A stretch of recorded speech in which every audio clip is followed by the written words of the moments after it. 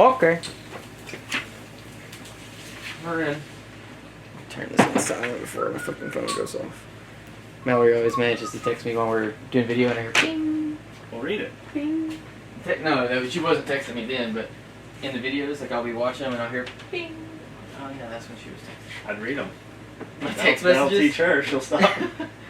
They're usually random shit. This bitch at work is fucking driving me crazy. She had one. Fire him. Well, yeah, she did that too. No, this was a girl that's over at the hospital. Part of it, she was getting mad at her for hiring the new person that she didn't like. If you live in a small town, I mean, that's what happens. Yeah, we see it. I told Amanda, I told her what it was. I wouldn't hire that bitch. You know her? It was... Well, yeah, she fucked my boyfriend in high school. That was 20 years ago. This is the sister of her husband, ex-husband's New wife. New wife. Yeah, it's even hard to fucking finish the sentence. They're so disconnected. but probably sees her at church every Sunday, so therefore... If they got a hospital they're hiring motherfuckers for, that town's got to be bigger than Camden. Because you walk into our hospital, it's a fucking ghost town. Like, our hospital has some good, like, ER guys, you know, like wound closure dudes. Mm-hmm. Oh, yep, it's broke. We got to fucking send you somewhere. Oh, yeah, that's a fucking hole. Let's close that. Oh, you're fucked up. We can't do shit for you. Yeah, we're going to ship you out. I don't know why they brought you here. They should have just saved 10 minutes landing you and just taken you to the real hospital. Yep.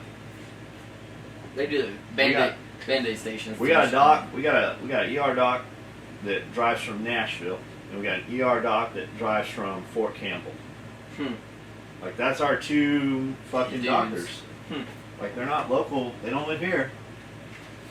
I didn't know. That's crazy. Paris has some real shit going on. Yeah, I've never been in the medical center up there, but it's supposed to be decent. They got an imaging center over there that's freaking for breast imaging and stuff. It's fucking supposed to be cutting edge, like brand new equipment and shit. They just built that whole new concrete building for it. Is your grass grown yet? I went and looked. There is no grass. There is a lot of grass grown. It is not grass that I planted. Not the new grass that you see. The old grass, like we box bladed the shit out of that. We probably moved fucking 12 inches of dirt from here to here. Like, it's got to be fucking taking a toll on us. We really needed a dozer. Like, with a dozer, we could have done it in an hour. Instead, it took fucking 10 hours to do it with the tractor. She has some good practice. Yeah, I'm definitely able to fucking shape the land on the other side easier now. Tractor, actual tractor. See, when you move up one day. So we scraped it, and there's not a lot of topsoil there, but the dirt is kind of loose now. Gravel. Yeah. So we went through and seeded it with a seeder that fucking sprayed. It sprayed seed fucking everywhere. And then we went through and drug it with a farrow. It's like a chain thing, you know. You drag make the baseball field smooth. So it kind of covers the seed up. Well, the next day it rained for several hours. The following day, being yesterday, I went out and it's fucking hard as a rock. It's like a desert. So hopefully the rain wasn't enough to start the seed, and the seed is still laying dormant, because we're supposed to have thunderstorms coming next week, and that'll pop it off. And then we put a bunch of game bird quail seed and shit out there that'll grow up. If nothing else, that shit will grow up. Sunflower and wild seed and bird seed shit will grow up, and we'll chop and drop it, and it will eventually become topsoil.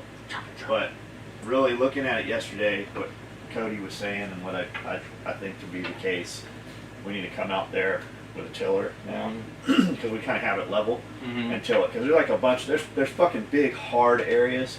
So if we till it, maybe we till it, and if it doesn't look good after that, we bring in some manure and some topsoil and then till that with it. Could we do it on its own? Yeah, it would take a couple seasons to do it. Could we do it really fast? Yeah, with a couple $1,000s of dirt and cow shit, we can till it in. The cow shit's going to be real hot, but if we mix it in with the dirt, it should fucking cool it off, and it should seed up. We should be growing within the next couple weeks. Or I could be completely fucking wrong, but I don't think tilling makes a difference. I know anytime I've done food plots, tilling sucks if you're using a hand tiller. If you have a tractor, just use that. I didn't have one, so I used one. Well, it's like we can do all this shit and put the wear and tear on the tractor, or we can go buy a $2,000 tiller and fucking do it all in one pass and Yeah. save the hours. Yeah. It's a wash. Like you Yeah. spend the money for the implement, or you spend the money fucking repairing the tractor. Either way, you're paying the money. Never get something for nothing. That's how it goes.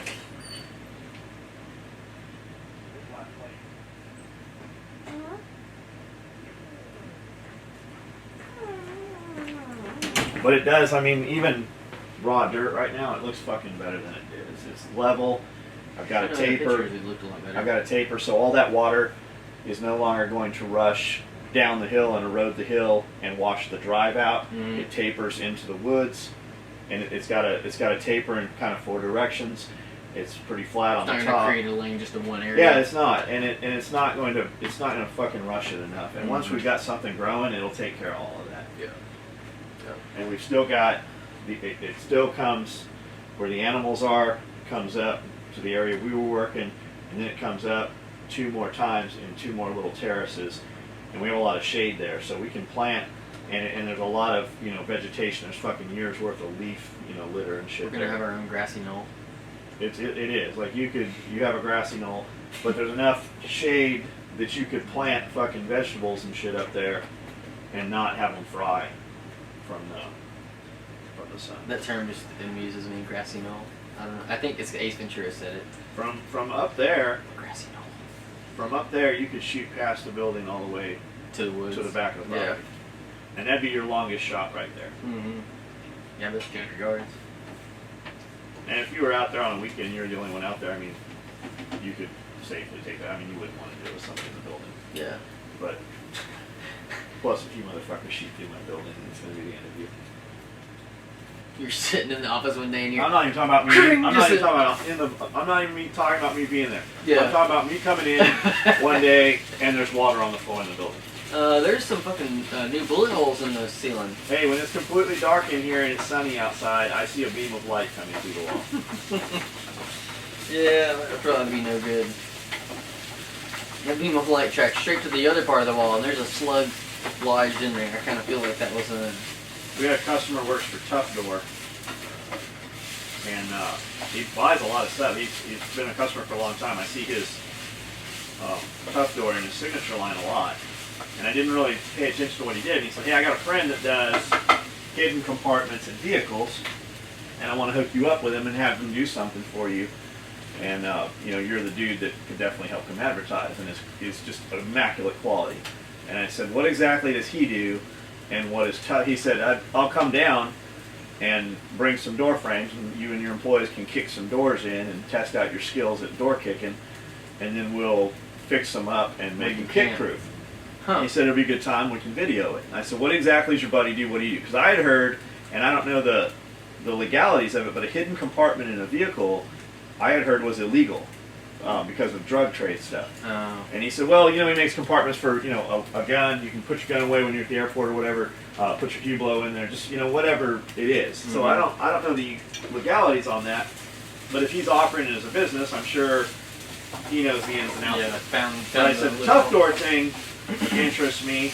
Once we're in the new building, maybe we can get you to come down and reinforce some of our doors. And he said, "That's what we do. We reinforce steel on steel frame, solid core, metal doors, wood doors, so they are kick-proof. We do interior doors and stuff like that." And he said, "I would love to come down and you guys can, fuck around, kick some doors in and, do some shit and reinforce some of your doors." So I said, "Once we're in the building, maybe we'll do that. Maybe we'll get you down and, do a video and do some door I reinforcement." wonder what you do to reinforce one to make it like if it's in the hinge, or if you actually add pieces or door actual material. A lot of it, like your inner doors, where the door's going to fail, is at the latch plate. Right. So they make a sleeve that goes over that is Mhm. metal and bolts through, so that, and then you have a longer throw, Mhm. so it's metal into metal, and it encases the side there, because that's the weak point, is if that hollow core door is shit, Right. and then your second weak point is your frame, and your third one is your hinges where they go in. So you put much longer bolts into the frame. You put a metal encasement on the side, and then you put a longer throw. And then you have deadbolts that are different size deadbolts as well, Mhm. and you have deadbolts that have a longer throw also. So all of those in combination, from what I've seen, Yeah. just internet stuff and watching videos and Toughens shit. it up. And then there's locks, like any of your Walmart locks. You know, there's only fucking 12 keys to that or whatever. If you were to go buy enough of those locks, in theory, you could get a key that would fit that brand. Shit. So I didn't know that. So the other thing is, those are shitty locks too. Mm-hmm. And then the butter knife thing, you can fucking pry it up with a butter knife or a credit card. Mm-hmm. So you need a plate on the outside so that that can't be done, which also fucks yourself if you that was a big fun. If you lock the keys in here, like I have sometimes done, then you're back to getting your real locks. So interior doors. Yeah. Yeah, I guess that would happen if you actually made it really, really tough and hard to get into, and you lock When you your do keys that, in you there. better just have a fucking separate key. Yeah, set have a on spare those. key. Yeah. But I really like the code doors too, so you can access them just a keypad door. And there's 4-digit keypads, and then there's 5- and 6-digit keypads. When you add another digit in there, that makes a whole nother animal. Now you can kick it, but you'll have physical evidence that it's more for like keeping an employee out of this room. Right. But they also have a deadbolt, and you have a key, so you could give somebody a key without giving them the code also. Or vice versa, you could give them a code so they have their code, and then you could change their code when they no longer need it.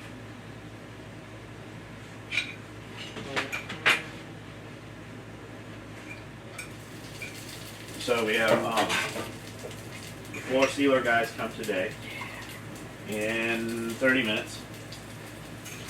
And they seal the bottom floor, and once that is done, we can start putting, I don't know if it has to dry, or I don't know anything about that. And then we get to figure out a maintenance schedule, how often they need to come, strip it, and then where our equipment sits. Are we just going to move it all every 60 days, or are we just going to kind of polish around that in the hallways? How, I don't know what we're doing. But they are sealing it, and at that point we can start putting some equipment downstairs. We can take our shelving and our racks and kind of build out our work areas, see what kind of room we have, and it'll fill up fast, even though we've got more room than we've ever worked with.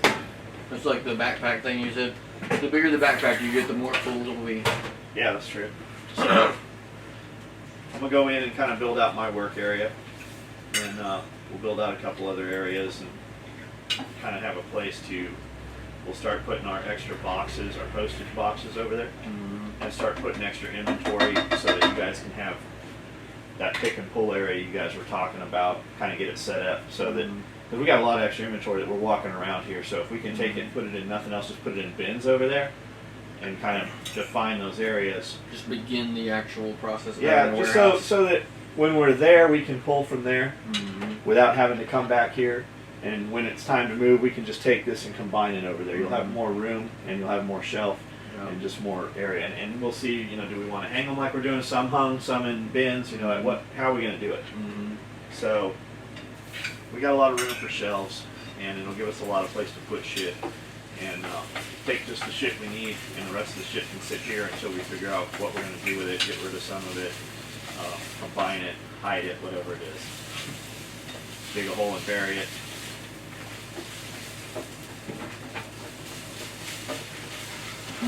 You want me to read the email? Here's some email. I have this pretty cool email. So, y'all have heard us talk about the fact that, one, we don't do this, and this was a good example of us not doing it, but it turning into something good. Don't email us a whole bunch of these and think that it needs to all be talked about, but this was an example of what someone can do in this situation. Anyway, so I got a order one day, and in the notes you can order stuff, and then you can tell, I'd like, with this thread, or I'd like this, or I'll take this option. This guy said, here is this amount, it was like 89 bucks or something like that. Would you please use this as money towards the next APO, active military personnel, whatever, order. Yes, that's somewhat possible, except that it's just us taking your money and saying we put it somewhere, and you'll never have any accountability. You'll never know. Now, we wouldn't just do that, but it's just, there is no, you can't see where your money went, and it's just to me, and to John, it's kind of a bland transaction where something more positive could have been done. So, I got the email, or the order, and I responded. I said, hello, sir. Here's deal with the request in your notes. It simply leaves you in the dark. Although we would never do such a thing as not paying it forward as you had asked us to do, you would just never have any way of knowing. So, as you said, you know it's a pain in the ass, but will you do this? I will put a spin on this as John often uses. Find 5 people or 1 person and use it in the investment totaled in $89 to do something positively to influence these persons or person. You can reply to this email and tell me how it went. I'll be waiting. Something I was thinking, keep in mind with that, when we do that, we're sending a dude an order, which is 1 transaction. We then have to go and refund his money in order to use your card, which becomes a 2nd transaction. We then have to use your gift card to pay for his order, which is a 3rd transaction. And we then have to cancel your gift card, which is a 4th transaction. So that takes a 5-minute process and turns it into 20 or 30 minutes to make that happen, in addition to the things Colin has mentioned. And it's not even saying it's a bad idea, it's just not the most direct idea. So, this guy takes this and he says, thanks. I hope that makes sense and I can totally understand. We think you, or no, that was me talking to him. Let's see, he fucking deleted one. Oh, no problem, I didn't refer to you. Okay. Here's the response. This guy, I said I was waiting on his response. He emailed me this morning.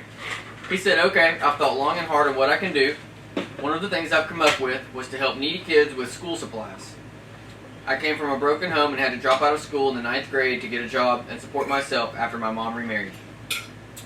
I know how it is to be a kid in school that has nothing, much less the things that the cool kids have. I was lucky to have a chance at 19 years old to get a job working for a buddy of mine on a little job in an oil refinery. Here I am at 42 and I'm doing the same thing. I make really good money, but I've always been so busy living I never made a life for myself. Anyway, this was my start on paying it forward. And yes, it would have been much cheaper to buy the cocks. Damn kids are expensive, LOL. But a damn good investment too. I will try to think of more that I can do for my community and continue to pay it forward. Thank you and John Willis for the videos and the whole Camden Mafia for Life community. Which, I think this is awesome. I saw it as a personal challenge to that dude. Like when he emailed me, I was like, I want to see what you'll do. Because you really want to do good, you will. And like the thing is, that's way more rewarding to him and the people he's helping than, you know, it's the other order that he wanted. And I just think it's cool for him to have done something that's giving not only to himself, but the community around him. That's something pretty serious. A big semi-truck. We have a backpack drive here too. It's run by Magic Valley Automotive. Billy Bolin and his daughter Lindsay, you know, runs the front there. Billy owns the business, and he's a friend of the family. They work on all of our vehicles. They work on all of our friends' vehicles, all of our employees' vehicles, and every year they do a drive for kids that need backpacks. And I believe the backpacks are full of school supplies, right? Yes. So it's a backpack with all the list of stuff that they need to start school with, and we purchased 10 of those this year. I didn't hear how many they raised, but I know they got a bunch together, and they do this every year, and they don't get anything for that, and it's not even tax deductible to do it according to our accountant. We do it, and they put it together, and it takes a lot of time to do that. She gets the money together, they go purchase all the supplies, they do that out of their own time, and they have no financial gain for that other than just helping the kids in the community that need these bags. And so that was done, and we put into it again this year. We did it last year, and it just made me think about that when that dude had said that he put the money into that. It's a good cause. Always good to put towards your community. That's the thing with putting it in your community. You never know when you help somebody in your community, when that's going to come back. I mean, they're going to help the next guy. They're going to pass it on, whatever it is. You never know when you're going to be that person in need.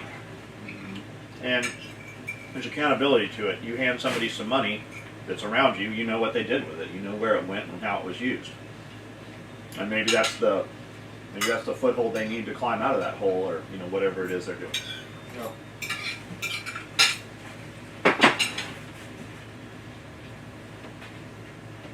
Well, that was someone. I locked the door so somebody couldn't come through there. Oh, okay. I thought I heard somebody. Might have.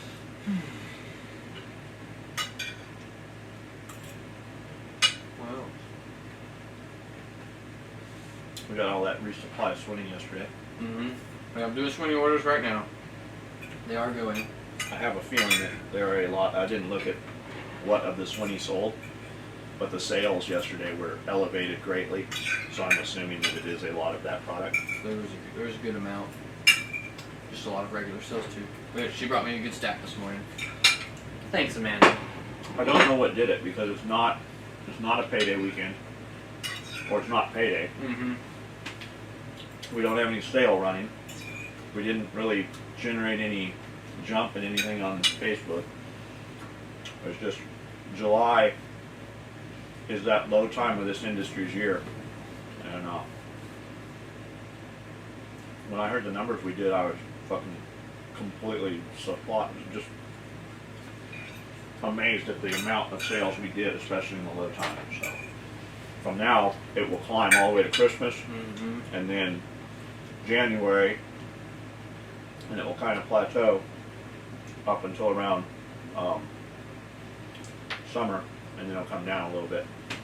And guys like to, because guys are out playing in the summer. They're not on the internet as much, buying shit. And then that holiday money and shit like that. That's what winter's about, man. Yeah, winter. Winter sucks, man. They sit and think about all the shit they can buy to use during the summer. Jaeger told me that a long time ago. And when I asked him, I said, why do we do this fucking alumni weekend when it's so fucking hot outside? He said, because alumni weekend was originally started, the time of it happened because that was the low point in the industry. So classes were slow. They weren't doing as many traveling classes as they do back then. So they needed to get people here somehow. So they would give them a free, weekend of classes, 8 little modified or 10, 12, whatever it is, little modified classes. And it would draw them in when they wouldn't come otherwise. You give them something free. Well, the way you made your money off of it was they would buy gear from the gear shop. And they bought a lot. Like I saw the sales. I mean, it was a good chunk of gear they would sell during that weekend because we were providing the gear for it. So, they might do, $100,000 in fucking sales through the gear shop at that time. So that's why that was. And I remember thinking, and that's always stuck with me. And he's right. Every year, this is the lowest time on the financials, and we can manipulate that by, feeding, routing gear to dealers or running sales or whatever, because we don't have just a captive audience. We have so much internet base. But it does hold true that it is definitely to get your sales up in these months. It is a lot more work than any of the other fucking 8, 9, 10 months. Yeah.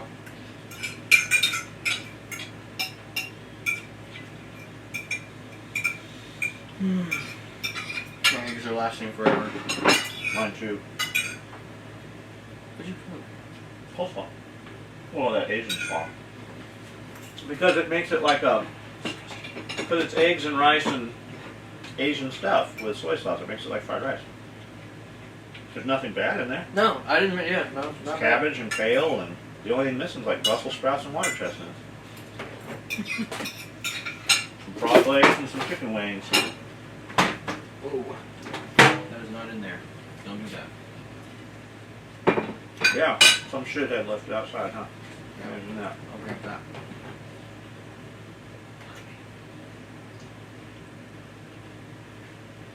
What else you got? That's it for the morning. I guess we better shut down and prepare for the floor guys to get here. Alright, turn that shit off. We'll keep this one short. We'll do a couple more today. Damn it, you just told me that thing wasn't in there.